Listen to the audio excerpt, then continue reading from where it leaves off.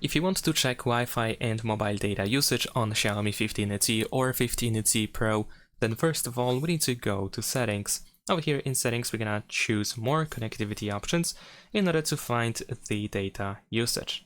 Now in here we can see the data usage of the, in my case, SIM 1, and we can scroll down of course in order to check the list of apps which are sorted by the amount of data used. We can also tap over here in the upper right corner in order to switch to Wi-Fi usage.